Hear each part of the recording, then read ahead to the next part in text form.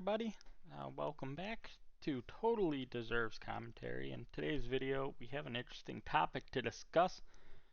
Recently, Russia Today praised Tucker Carlson for statements about Russian nonsense during his live TV show on X, or his X, or I don't really know what to call Twitter or tweets anymore. Not that I'm against people changing their name and calling it accordingly. I, I haven't figured out how to utilize X. I'm not on it because it's all right wing nonsense at this point. Has been for a long time. But Tucker Carlson, who got kicked off Fox for all the January 6th nonsense, and then the last straw was a bunch of sexual harassment. A very clearly a very good person. Said with a lot of sarcasm. But anyway, Russian propaganda has been praising him on RT today, so let's take a closer look at what Tucker said and discuss the implications of this praise. But before we dive in, make sure you subscribe so you don't miss anything from me. I guess you're supposed to say that. I don't know. Just enjoy the video. Really is what I would get at. But anyway, so we're talking about Tucker Carlson here. He's been a prominent figure in media head, I guess, in right-wing media circles. The left just mocks him because he's just kind of unhinged. He started off pretty mainstream, and then as the conservative base who turns on Fox News at 7 or 8 and trusts that Tucker person. His views just started to get harder and harder to the right to the point where it pretty much matches up with Russian propaganda anyway. To give you guys some background, I'm a two-tour Iraq vet. I was in the infantry. That was between 2004 and 2008. I did 2 tours in Iraq, and now I'm getting a degree in military history, and my minor's in strategic intelligence. Been watching obscene amounts of Ukraine war coverage. I used to use X actually for that purpose, but um, not in its current state. I stopped going to X once it started to become monetized, and these right wing trolls with their little blue check mark that they were so proud to have because they matched their biggest celebrity just started to wreak havoc on that on that site, and the usual nonsense of just Elon and removing the block feature and just it's a very different view of how to maximize Twitter than I do or I think anybody else does. Anyway, I think his $44 billion investment's not going to be worth a lot here pretty soon. But that's not the point of this video. Tucker's had a long history of expressing far right controversial opinions. He also has made it clear in some text between executives that the far right is full of psychos, and he knows it. And at this point, he's just doing it for money. But anyway, so in this clip, Tucker appears to be echoing points that align with Russian propaganda. He raises questions about Western media bias. Of course, he throws in his one little trans jab because we can't have a hard right show without that. And then just really dumb statements about the U.S. and Russia going to war. So let's watch a little bit of this. I'm gonna try not to watch too much of it because I don't want to give Tucker any room on this channel. I just want people to be aware of like, hey, Russia's praising this man and his stupid statements. I'll pause the video along and laugh or give some more background. But anyway, let's start here. Самый популярный в Америке журналист Такер. The most popular journalist in America. I wouldn't say he's the most popular, maybe the most infamous. Is definitely something else, but Карлсон уволенный несколько месяцев назад с телеканала Fox News, но из-за этого ставший куда более свободным и тем самым еще более интересным публике, объявил о неизбежности прямого, горячего столкновения США и России уже в следующем году. If that were to happen and Russia and the U.S. went to a hot war, Russia better pray that won't happen.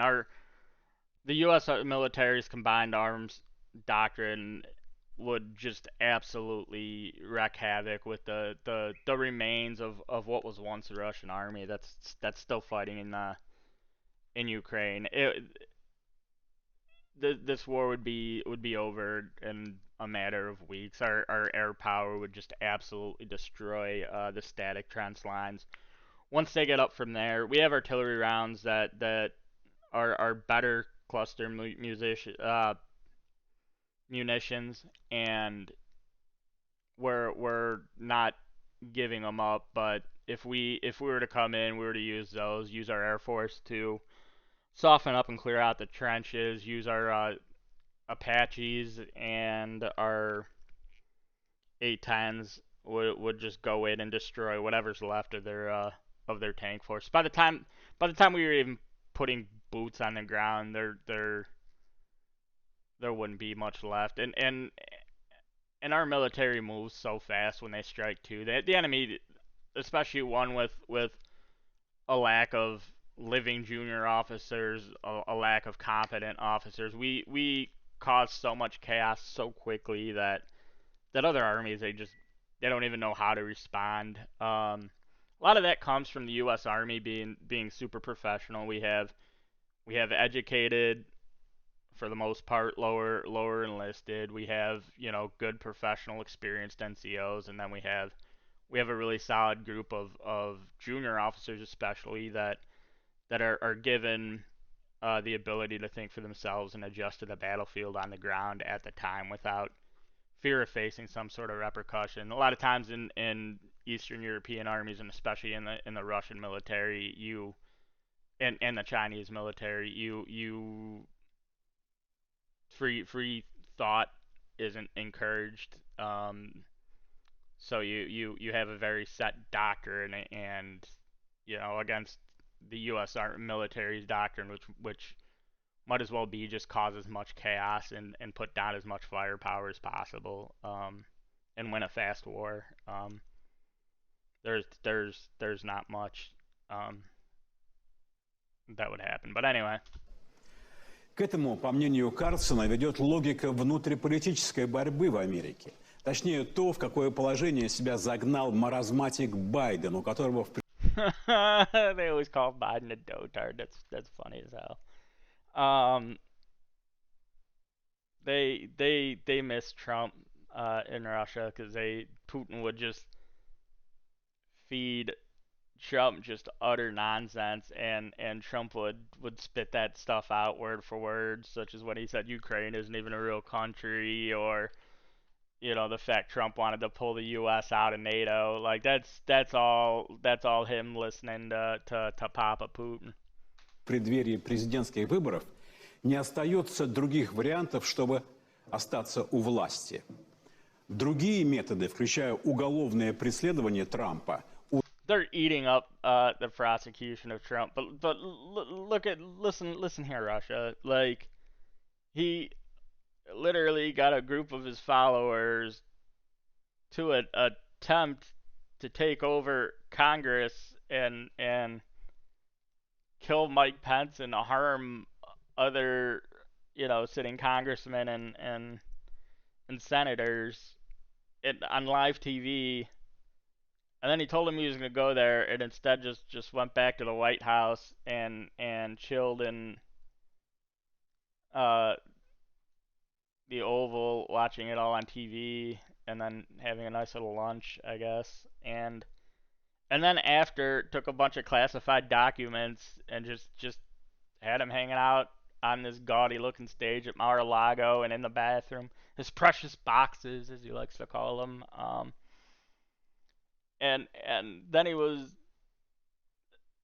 threatening governors in Georgia to find him a certain amount of votes. I think it may have been like in attorney general or not an attorney general. Ah, anyway, it was the person in charge of making sure that the vote counts were accurate and all that, and the so acting like we're these prosecutions of Trump are politically motivated is such bullshit. Like, don't like how bad are you trying to gaslight us for this anyway? That's уже не работают. Американские демократы прижаты к стене. American Democrats aren't pinned to the wall. We're gonna win in 2024, and it's not gonna be close. So they can't lose. They will do anything to win. The Republicans are literally gerrymandering things so they have a chance to hold on to their spots, Tucker. We're not gonna do the COVID thing, quote unquote, again unless there's a major disease going around and doctors are saying, hey, the best way to stop the spread is to wear a mask. Here's a vaccine for it, and you won't die. Им нельзя проигрывать. Они пойдут на что угодно, чтобы победить. Как они будут это делать? Они не станут вновь использовать для этого ковид. Они уже не могут этого сделать. Oh no, I have to wear a mask so people don't get a disease. God, woe is me, my freedoms are being taken. Что же они сделают? Они начнут войну с Россией. Вот что они собираются сделать. Well, we would have gone to war with Russia already, Tucker, if we really wanted to. President Biden's handling the situation the best way he can. I believe this war should be fought and won by Ukrainians. I think that us supplying them with arms is ultimately keeping more of them alive. If you really didn't want this war, Tucker, you would be yelling at Putin. You'd be screaming, "What are you doing?" You'd be demanding that he retreat. Because I'll tell you this much, Tucker. If Russia wanted to end the war today, they could just leave all of Ukraine and Crimea. They could just up and leave, and the war would be over. It's that easy. Грядет горячая война между Соединенными Штатами и Россией в следующем году. You're just saying stuff for attention at this point, Tucker. Like, I'm only featuring you on here to show that you're being used as Russian propaganda because you have no ability to understand that words from people that have some sort of platform can cause all kinds of harm. Like what are you even saying? You're desperately crying out for attention. I mean, look at your studio. Like what is this? Like some dirty closet? В любом случае, они этого хотят. Я не думаю, что мы победим, но это уже другой вопрос. I don't think we'll win it. Tucker, you clearly never served a day in your life. We'd win it in a few weeks. Let's. What are your qualifications to discuss and make an analysis about modern war, Tucker? Я думаю, что это политическая мера. Им нужно начать боевые действия, чтобы сосредоточить в своих руках полномочия военного времени и победить. You are so dumb and out of touch, Tucker. Like, there's a reason that, like, Fox News doesn't even want to hear your opinions anymore. Я в этом уверен. И все признаки указывают на то, что это правда. Признаки – это не только ощущение электорального краха у демократов. Признаки – это война на Украине, которую Байден и его команда раскочегаривают по полной, все время. Like, whichever propagandist on Russia won this is, where half of America doesn't even know where Ukraine is on a map. I'm just being honest. Повышая ставки. Границы эскалации не просматриваются. How about you end the escalation and pull out of Ukraine? Just leave. Just tell your troops to go back to Russia. They can go home. А переход к прямому столкновению США с Россией. You want to avoid like the nightmare conflict of the U.S. coming over there and just utterly wiping out your army? Then just go back to Ukraine. По мнению Такера Карлсона. It can happen in an instant. You're right. You can head back. Your forces can head back overnight, and the war would be over. It's literally not that far. Like you guys can just drive it. Like it'll be It'll be over in an instant if you just leave Crimea and leave Ukraine. Может быть мгновенным. United States could force a peace in Ukraine tonight. No, we can't. Like, Tucker, that's nonsense. Like, the Ukrainian people don't want to have peace because there's Russian forces in their land. It's not up to us to make a peace deal for Ukraine. It's up to the Ukrainians to make a deal with Russia, and it's our job to support Ukrainians in whatever direction they want. Соединенные Штаты могли бы закончить конфликт на Украине уже сегодня вечером. Ведь мы финансируем одну из сторон, и без НАТО украинской армии не существует. Why are you pushing this Russian nonsense about NATO? Ukraine's not in NATO. They're not a member. We're supporting them because if you want the real reason NATO is going to support that is because we have so many NATO members that border Russia as it is, and we know that if they don't get stopped in Ukraine, they're going for them next. Если НАТО лишит Украину своей поддержки, Украина рухнет за день. Такер Карлсон уверен в своем.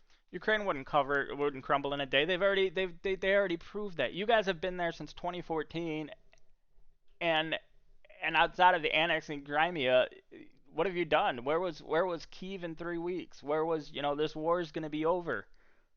Russia, like, are you? How backwards are you? Like, I hope that the mobilization orders start extending in age, and this fat cat looking propagandist and Solioff, you guys can go fight in the war and tell us about the glorious success. В своем анализе и своих ощущениях и готов даже биться об заклад. Америка на Украине должна остановиться. What the fuck? We are going to war with. В противном случае мы вступим в войну.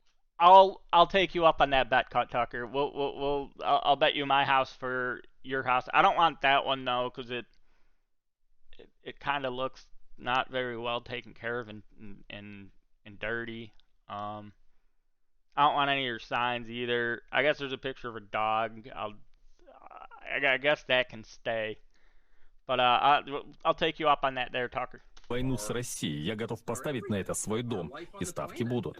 Ставкой будет жизнь на планете. Речь идет о двух крупнейших ядерных... Tucker, why are you talking about nuclear war between the U.S. and Russia? Are how out of touch are you? I'm cutting him off here. Otherwise this video is going to be too long, and I'm just going to be ranting about my hatred for Tucker here. But I mean, it's pretty clear that Russia. This isn't usually I say RT, but this is actually Russia One's and Russia Today. They endorsed Tucker Carlson and his comments. Tucker's just feeding the nonsense that Trump was feeding, that was being given to him from Putin. The real problem is that this raises questions about Tucker's motivation and whether it's going to have any broad any impact on the broader media landscape. I mean, I would say, and this is what I wrote down ahead of time of things to look at and consider. A few points that need to be considered is Tucker Carlson's influence. He still has a good following, even if it's on Twitter, but it's all just far-right loonbags, and he can every now and then say something that can shape public opinion, and it furthers Russian propaganda, and they use it as a way to legitimize and further the narrative in Russia. So good job, Tucker. You're helping them. You're helping Russia try to legitimize things. Stuff like this it highlights the complexity of media landscape, where various outlets and agendas are vying for influence and public attention. Tucker, it's clear that you're only doing this for money, and you're talking to the dumbest of the dumb on the far right. I guess in conclusion, the praise from Russia won for Tucker Carlson's statement on Russian propaganda channels raises important questions about the amount of power that people on the far right still have. And anyway, guys, I'm going to end my video now, and we'll see you on the next one. Let's try to get to, we're at 5 subscribers right now. Let's try to get to about 50 million. I guess that'll be good. Anyway, guys, have a good day.